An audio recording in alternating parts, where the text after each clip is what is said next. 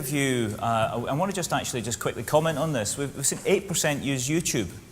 I would be willing to bet that you should remember this, that I said this, and challenge me on it if you ever meet me again in a year or two's time, that we should see YouTube go right up to almost the very top within a couple of years. Almost every business will be using it. Video testimonials are going to be incredibly important to closing sales online in particular.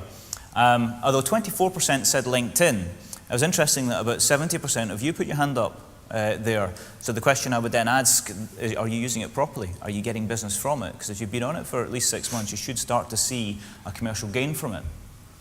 I'm going to show you as a little bit of a case study here, a company that we're working with, which is called Mackay Flooring. Has anyone heard of Mackay Flooring?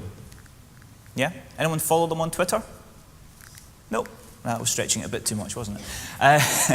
Mackay Flooring is the UK's leading supplier of wooden floors. They sell wooden floors to hospitals, to schools, those Schools for the Futures projects in England, etc.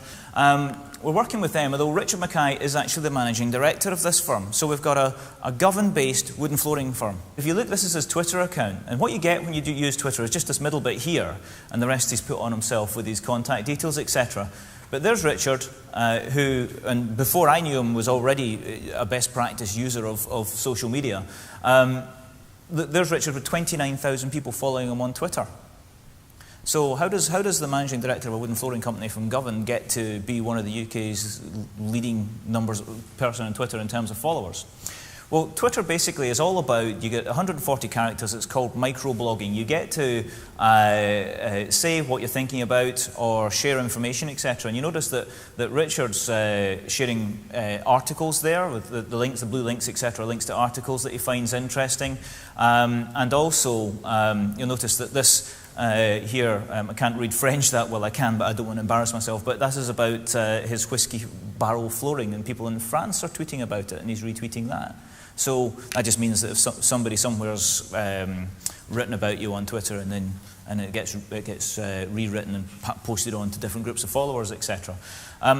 What you can do with Twitter is engage people on a regular basis and use it to build up a group of people who are actually genuinely interested in your business. You can use it to show that genuine interest in other people. So how has this actually worked for them? And I should say that as a business, even though we've had a downturn in the construction industry, as we've talked about, they've actually increased their business. And one of the reasons for that is a combination of great sales and marketing, which I'm working with them on, social media integration into that sales and marketing, and actually socializing the whole sales process. But and we talk about blogs. Here's actually a blog. This is one of their blogs. And it's a very simple blog. And basically, I don't know if you can see that image of how clear it is there, but they found out that whiskey companies were actually throwing away the whiskey barrels, but they can actually remake them into flooring. The trouble is that the brands are still there. So if you buy a floor that's made out of whiskey barrels, then it's still got some of the brand letters in it. How cool is that? It's pretty good, isn't it? And it looks absolutely fantastic. And you see they've got their own label, which looks like a whiskey bottle label. And so basically, it's just a couple of hundred words. This is something you don't see every day, a floor made out of whiskey barrels. The Scotch whisky industry realised it needed an eco-friendly solution to disposing of old barrels. Instead of merely consigning them to landfill, here at Mackay Flooring, we're happy to play our part. So basically, they're just saying that it's 400 words or thereabouts. So he posts it on Twitter. It goes all over the world within a couple of days, and websites like Cool Stuff for Your Home in America and things like that, with names like that, started to put it out on the front pages as one of the coolest things happening this week. You can actually get a reclaimed whiskey barrel flooring. And as a result, they have launched a product, a niche, highly profitable product, and over 1 million people have seen it, and they're getting sales inquiries from all over the world.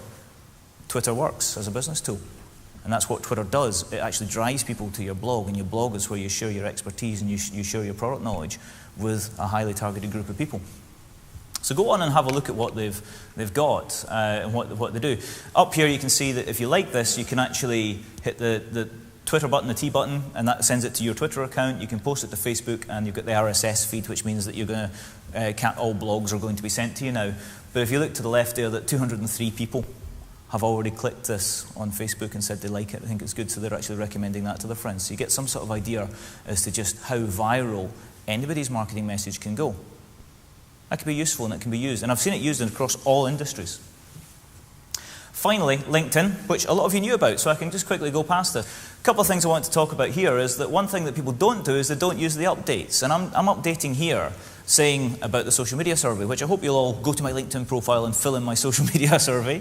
But by telling people what you're doing, as long as you handle it right, it lets people know who you are, what you're working on, what your expertise is. And quite often, when people search, because it's becoming used as a professional search engine, I've had companies actually find me through going to LinkedIn and saying, I can't find anybody on Google, everybody's search engine optimizing. Let's have a look at LinkedIn and see if I've got someone that's got the skills. And that's how I've actually found clients.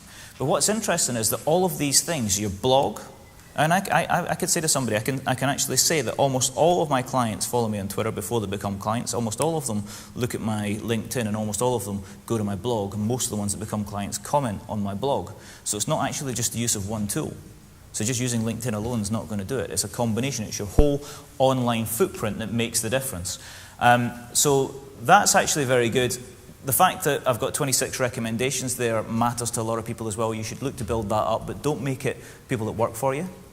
Yeah, or people that depend on you to pay their mortgage in any way. Like, yes, I'm a supplier, and he buys a lot of things. In fact, he's my most important. Doesn't. But if you can actually get people you supply to come and say you did a great job, and the return on investment from working with them has been, it really makes a big difference to people actually picking the phone up. And marketing becomes inbound with these tools, not outbound.